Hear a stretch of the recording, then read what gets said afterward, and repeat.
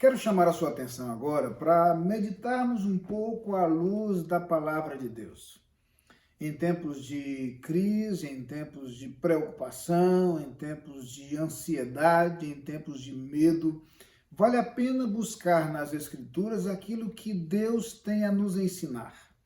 Uma das coisas que encanta na Bíblia Sagrada é o fato de que nela nós não temos aquela visão ilusória da vida, como se todas as coisas fossem permanentemente positivas.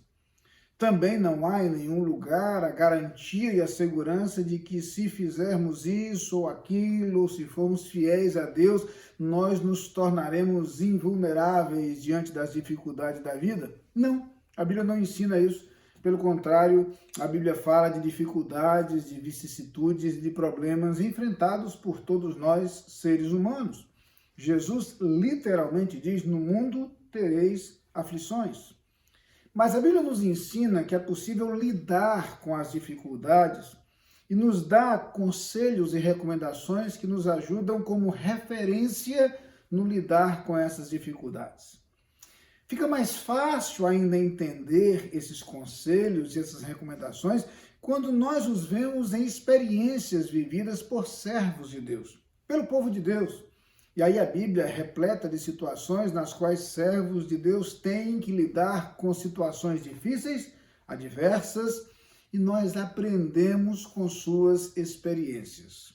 Nós aprendemos com o modo como eles lidam com essas situações. Então que fique claro para nós, os problemas existem sim, mas é possível lidar com eles de forma sábia, de forma adequada e a partir daí experimentar resultados positivos e a vitória por sobre as dificuldades. Lembrando que algumas vezes as dificuldades desaparecem, outras vezes as circunstâncias mudam, ou algumas vezes nós somos mudados e passamos a lidar com essas dificuldades de forma diferente. Sobre todas as coisas, as promessas encontradas nas Escrituras. Eu queria convidá-lo, então, a acompanhar comigo a narrativa apresentada no segundo livro das Crônicas.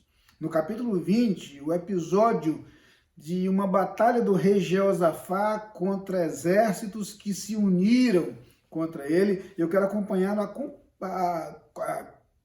estar conosco, quero convidá-lo a acompanhar a leitura desse texto e versículo por versículo percebermos como essa narrativa das Escrituras nos ajuda a entender a melhor forma de lidar com as dificuldades, buscando a orientação de Deus. Então eu convido a estar conosco no capítulo 20 do segundo livro das Crônicas, e o versículo 1 começa apresentando o problema. E sucedeu que depois disso os filhos de Moabe, os filhos de Amon e com eles outros dos amonitas vieram à peleja contra Jeosafá. O rei Jeosafá tem diante de si uma dificuldade grande. Não apenas um exército se aproxima para lutar contra ele, mas uma combinação de exércitos. Exércitos se unem. Pelo que vamos perceber ao acompanhar a narrativa, esses exércitos se tornam então muito mais numerosos do que o exército do rei Jeosafá. Dá para perceber pela própria reação do rei mais adiante que ele teria uma batalha humanamente difícil de ser vencida, difícil de ser superada. O número de pessoas daquele exército, daquela combinação de exércitos, era muito grande. E então o texto vai prosseguir e nos ensina os passos seguintes da história e da narrativa. As pessoas veem a grande multidão que se aproxima, e de acordo com o versículo 2, dizem para Jeosafá o que está acontecendo, e Jeosafá, de acordo com o versículo 3, tem medo. Primeira reação: as dificuldades da vida nos atingem, nos afligem. Nós somos, sim, sujeitos a ser atingidos emocionalmente pelas ameaças que a vida nos apresenta. Mas o versículo 3 já começa a sinalizar um primeiro passo, um primeiro movimento de Jeosafá imediatamente após o medo diante da dificuldade. E na mesma frase que lemos que Jeosafá temeu, nós encontramos a declaração de que ele pôs-se a buscar ao Senhor e convocou todo o povo em jejum. O versículo 3, então, lembra que a primeira atitude a tomar diante do medo, diante da ameaça, diante da dificuldade, diante da preocupação, diante da ansiedade ou diante da angústia, é buscar ao Senhor. A narrativa prossegue e o interessante nos versículos seguintes é que Jeosafá não fica sozinho.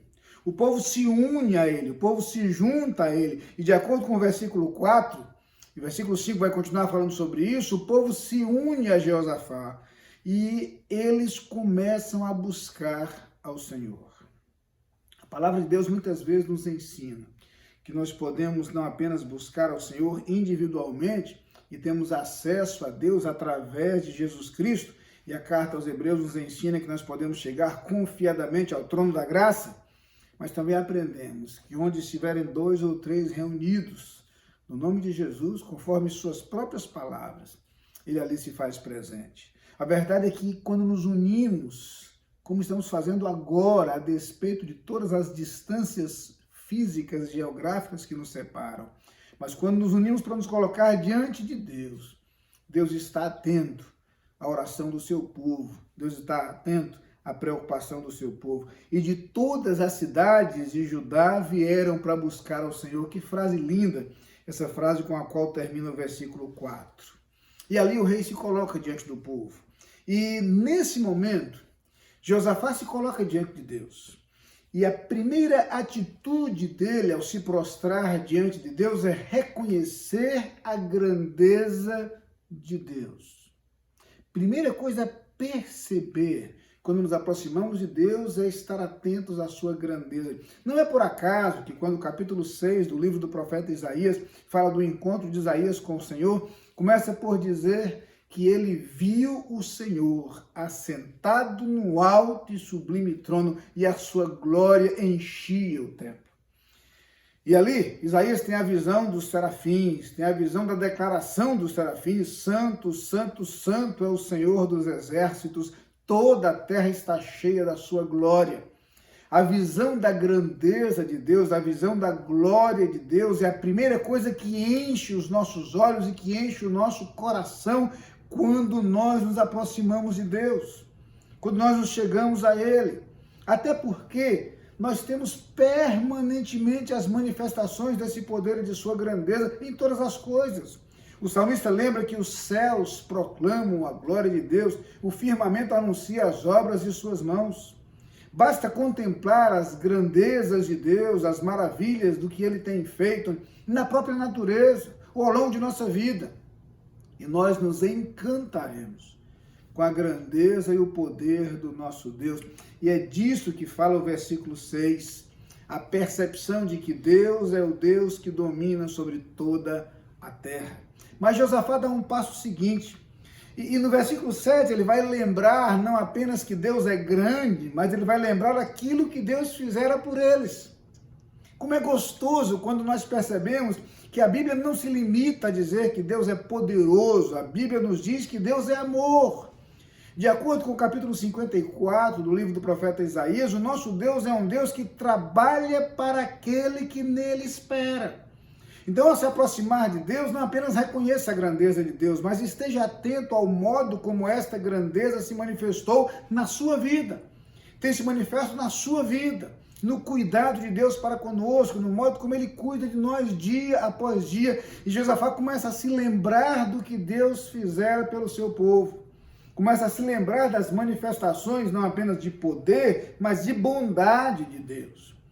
Porque quando refletimos sobre o que Deus faz em nossas vidas, nós vemos lado a lado o poder e a bondade de Deus. E muito mais significativo que reconhecer que Deus é poderoso, é perceber que esse poder de Deus tem agido em nosso favor e tem agido por nós. E é bonito o modo como o versículo 7 lembra aquilo que Deus já fizera na vida do seu povo.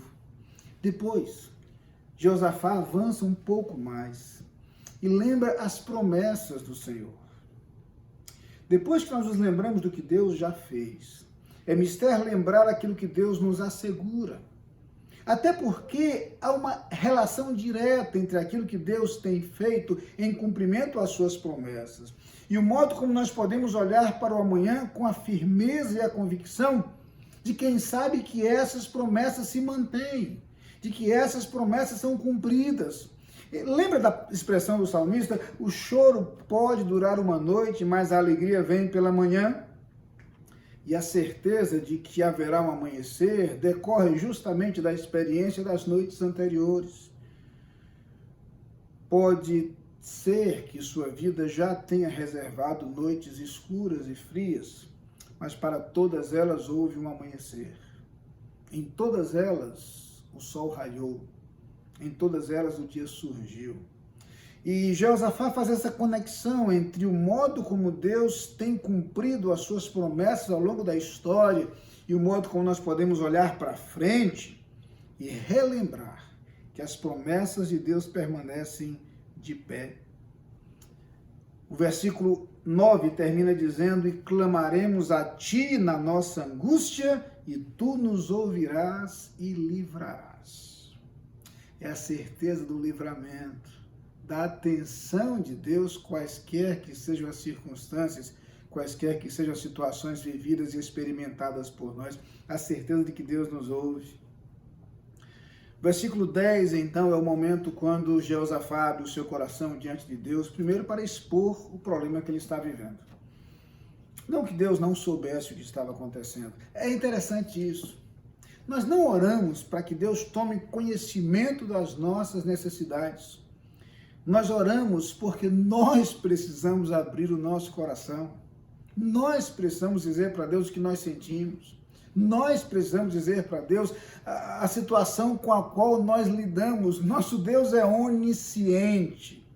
E quando Ele nos pede que nós derramemos o nosso coração diante dEle, que abramos o nosso coração diante dEle, é porque nós precisamos disso.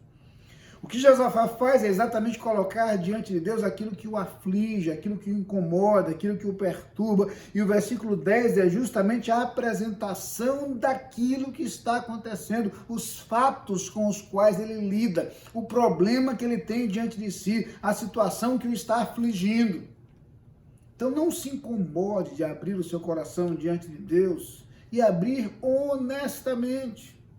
Fale de suas preocupações, de suas tristezas, de suas dores, fale de suas angústias, fale de suas queixas, de suas murmurações. Não há problema, abra o seu coração diante de Deus, honesta e sinceramente. E o rei faz isso, o rei coloca o seu coração diante de Deus. Lembra que parte do problema decorre justamente dos erros dos seus antepassados. E algumas vezes nós precisamos honestamente colocar diante de Deus os problemas, admitindo que eles existem muitas vezes por causa dos nossos erros, nossas falhas. Ao colocar as nossas dificuldades diante de Deus, é preciso reconhecer que algumas delas são simplesmente resultado direto das nossas próprias escolhas equivocadas, efeito dos nossos erros, semeadura ou colheita daquilo que nós semeamos. A lei da semeadura estabelece isso, colhemos aquilo que plantamos. Jeosafá coloca diante de Deus a sua dificuldade. Mas a parte mais bonita é o que nós encontramos no versículo 12. Aqui Jeosafá abre o seu coração diante de Deus e fala de sua incapacidade diante do problema. É o momento quando o rei se coloca diante de Deus e se prostra diante dele numa atitude de plena dependência, de absoluta entrega. E nós aprendemos aqui que diante das dificuldades da vida é preciso reconhecer as nossas limitações. E é bonito e pedagógico o modo como o rei faz isso. O rei Jeosafá diz no versículo 12, nosso Deus, porventura não os julgarás, porque em nós não há força perante esta grande multidão que vem contra nós, e não sabemos o que faremos. Porém, os nossos olhos estão postos em ti. Perceba a riqueza dessas 3 sentenças com as quais ele conclui esta oração. Primeiro, em nós não há força. É preciso reconhecer diante de Deus que há situações nas quais o nosso recurso não é suficiente. A nossa capacidade não é suficiente. O que nós podemos fazer jamais será capaz de mudar as circunstâncias ou as situações. Somos incapazes. E quando nós reconhecemos nossa incapacidade diante de Deus, nós começamos a abrir espaço e a abrir caminho para uma atitude de dependência de Deus. Depois de reconhecer que não havia força suficiente para enfrentar aquela multidão, o rei Josafá prossegue dizendo: não sabemos o que faremos. Não apenas nossos recursos são limitados, há situações nas quais nós não sabemos o que fazer. Não sabemos que rumo tomar, que decisão tomar. Não sabemos que escolha fazer. Há situações nas quais não apenas nossa capacidade humana e física é insuficiente, mas nossa mente é incapaz de indicar o caminho. Às vezes porque nos faltam informações, às vezes simplesmente porque desconhecemos o dia de amanhã. Não temos todos os dados, não temos todas as informações, não sabemos de todas as coisas. Às vezes nos faltam elementos fundamentais para decidir, para escolher. Outras vezes nós percebemos que o que quer que façamos não resolverá o problema, não será suficiente. Nenhum dos caminhos que se nos apresentam parece ser suficiente ou parece ser o caminho da solução. A gente se vê sem saída. Josafá se vê assim, se coloca diante de Deus e diz: não sabemos o que faremos. Mas a terceira frase, a última frase dessa oração, é a mais extraordinária de todas. Ele diz: porém, os nossos olhos estão postos em ti. E aí Josafá avança, partindo a uma atitude, uma postura de total dependência de Deus. Os versículos seguintes vão nos ensinar um pouco mais ainda nesse processo de caminhada com Deus diante de uma situação difícil. E é interessante perceber que quando Josafá clama ao Senhor, Deus responde. E através do seu profeta vem uma garantia. Versículo 15, versículo 16, versículo 17, os versículos que se seguem desse texto dizem o seguinte: dai ouvidos todo Judá e vós, moradores de Jerusalém, e tu, ó rei Jeosafá, assim o Senhor vos diz: não temais, nem vos assusteis por causa dessa grande multidão, pois a peleja não é vossa, mas de Deus. Amanhã descereis contra eles, eis que sobem pela ladeira de Ziz, e os achareis no fim do vale, diante do deserto de Jeruel. Nessa batalha não tereis que pelejar. Postai-vos, ficai parados, e vede a salvação do Senhor para convosco, ó Judá e Jerusalém. Não temais, nem vos assusteis. Amanhã saí-lhes ao encontro, porque o Senhor será convosco. Diante do reconhecimento da incapacidade, diante da postura de dependência, diante da entrega feita por Josafá, a resposta de Deus é: não se preocupe, não tenha medo. Vocês não precisam batalhar, eu batalharei por vocês. Eu lutarei por vocês.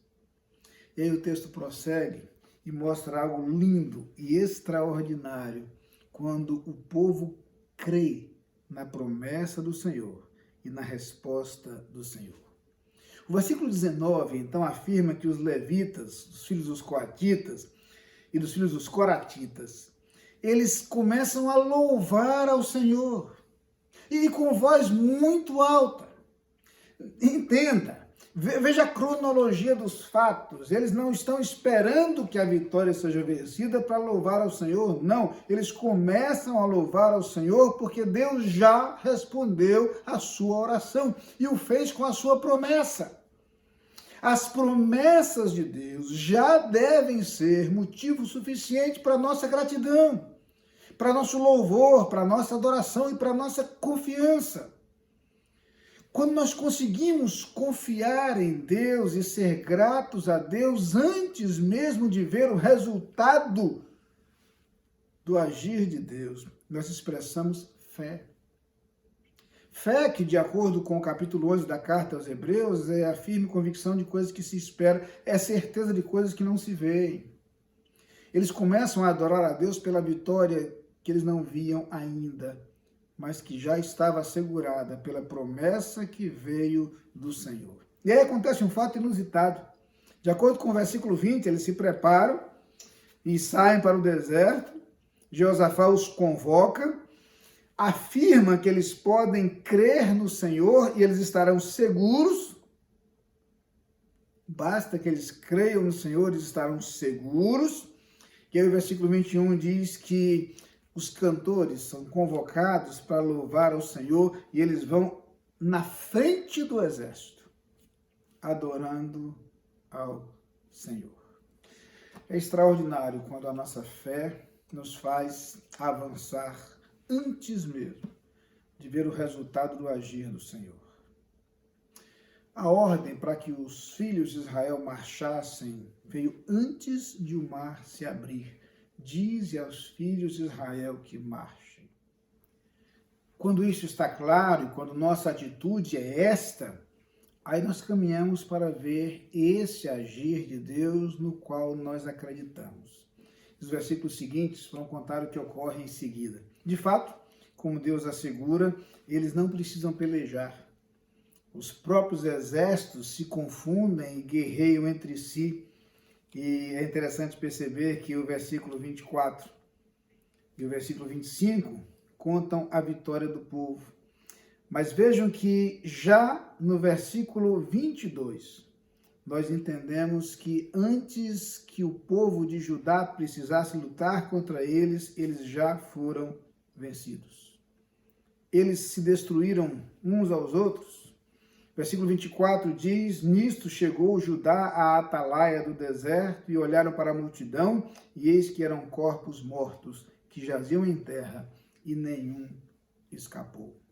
O povo então se une para tomar os despojos em quantidade, em grande quantidade, e para celebrar a vitória que vem do Senhor. Eu sei que a vida reserva momentos difíceis e diante deles às vezes nos sentimos angustiados. Eu sei que esse momento é um momento de preocupação e ansiedade. Eu sei que todos nós nos inquietamos sem saber os desdobramentos desse momento em que nós vivemos. Não se trata apenas de preocupação com a saúde, mas também outras preocupações que se somam a essa. E diante de tantas preocupações, no momento de tanta instabilidade no mundo, de tanta incerteza, eu quero desafiá-la a dar os passos que o rei Jeosafá e o povo deram. Coloque-se diante do Senhor. Reconheça a sua grandeza. Lembre-se do que Deus tem feito, mas lembre-se também das promessas do Senhor. E abra o seu coração diante de Deus, colocando aquilo que o incomoda e o aflige. Para usar as palavras do apóstolo Pedro em seu conselho, 1 Epístola, capítulo 5, versículo 7, lançando sobre ele toda a ansiedade, porque ele tem cuidado de vós. Faça isso, coloque diante de Deus aquilo que o aflige e perceba que o nosso Deus é um Deus que trabalha por nós, é um Deus que age por nós. Permita que Deus realize em sua vida aquilo que Ele tem para realizar. Entregue-se ao Senhor, dependa dEle. Termino com o conselho do salmista no Salmo 37, versículo 5. Entrega o teu caminho ao Senhor, confia nele e Ele tudo fará. Isso vale em relação à salvação de sua alma. Entregue sua vida a Jesus, porque só Jesus Cristo nos salva, nos liberta do pecado, nos assegura vida eterna. Mas isso vale também para as diversas circunstâncias da vida, particularmente aquelas nas quais nós nos sentimos incapazes e não sabemos o que fazer. Coloque diante de Deus, abra o seu coração e Ele tudo fará. São as palavras do Salmo. O nosso Deus pelejará por nós. É o que aprendemos com essa linda história de Jeosafá. Eu quero convidá-lo a orar nesse instante. Curve sua cabeça, feche seus olhos. Esqueça de tudo que há ao redor de você nesse ambiente. É só você e Deus, enquanto nós falamos com Ele nesse instante. Pai querido, muito obrigado, Senhor, porque embora nos sintamos tantas vezes incapazes diante das dificuldades da vida, nós podemos recorrer a Ti. Agora, Pai, eu quero colocar nas Tuas mãos a vida de cada pessoa que acompanha este culto e dele participa onde quer que esteja. Tu sabes quais são as preocupações, as inquietações, seja com relação à saúde, em relação a familiares, em relação às finanças, em relação ao trabalho, em relação a projetos futuros e a planos. Tu sabes a situação de cada um. Eu quero pedir a tua bênção sobre estas pessoas. Primeiro, traz paz. Faze com que essas pessoas ouçam as tuas promessas e a garantia de que tu pelejas por nós e que tu cuidas de nós. Então, o primeiro pedido, Pai, nesse instante é paz, serenidade, tranquilidade, capacidade de descansar em Ti e confiar plenamente em Ti. Que essa capacidade os faça ser gratos, mesmo antes de ver a vitória e o resultado. A gratidão de saber que Tu estás cuidando de nós e que a nossa vitória virá de Ti. Que corações agradecidos e cheios de paz, vivamos este momento com a serenidade que Tu nos trazes e com a capacidade de mostrar às outras pessoas que vale a pena confiar em Ti. Abençoa-nos, Pai. Continua a cuidar de nós. Eu peço no nome de Jesus. Amém. Muito obrigado por sua atenção. Estamos terminando este culto, desejando que as bênçãos do Senhor estejam sobre cada um de vocês a cada dia desta semana que se inicia. Muito obrigado por sua participação nesse culto de adoração ao Senhor e que Ele o abençoe.